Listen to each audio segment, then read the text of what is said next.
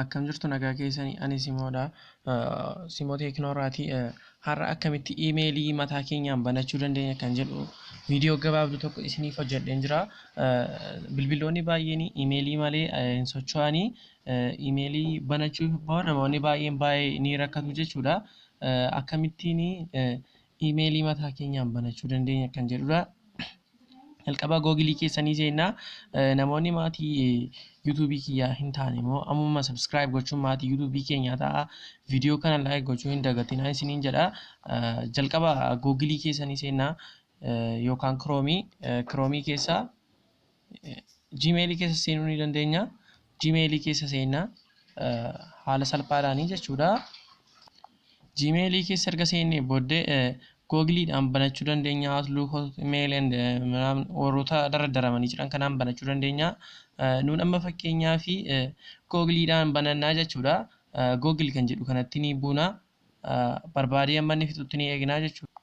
Ergasiin booddee akka kanaatti nuuf fidaa jechuudha. Create account kan jedhu kanatti ni buunaa jechuudha. For myself kan jedhutti buunaa jechuudha. For myself kan jedhutti argii buune first name and last name kan jedhu nu gaafata. Amma fakkeenyaaf first name irratti Simoon jedha. Simoo ergan jedhee last name irratti immoo Teknoon jedha. Teknoon jedha jechuudha. Next jennaani. Kanaan booda erga next jennee kan inni itti nu geessu dhaloota keenya nu gaafata jechuudha. Waama tokkotti guutuu dandeenya. Birthday keenya day 1996 genderii nu gaafata. Male jennaani. Next jennaa jechuudha. Next erga jennee booddee create kanarraa baay'eetu banamee jira jechuudha.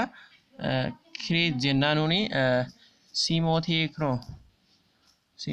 Teknoo waan @email.com ofiisaadhaan yuukaa'ee jira. Yookaan immoo @email.com guutinaan jechaa jira.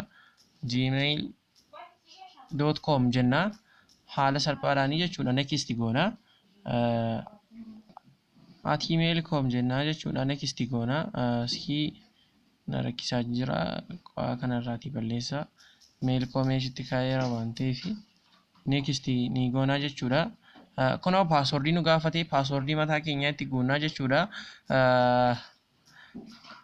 Paaswordii mataa keenyaa itti ni guunna.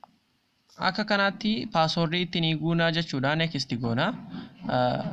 Dhiifama takka paaswordii. Akka kanaatti paaswordii itti guunaa jechuudha. Paaswordiin keessan immoo cimaa ta'uu qaba. Kunoo hamma haala salphaadhaanii banadheen jira jechuudha. Kunootti haala salphaadhaanii imeelii banadheen jiraatu nama tokko hin gaafatinii jechuudha. Isinis haala salphaa kanaanii imeelii mataa keessanii banachuu ni dandeessu. Mana imeeliitu mana maaliin geessinii jechuudha. Bilbila keenyaan illee Play Store fa'aa kana fayyadamuu fi imeeliin dirqama nu barbaachisaa jechuudha. Waan dhaggeeffataniif galatooma. Viidiyoo itti aanuun guyyaa itti aanuun qabadhee isiniif dhufa.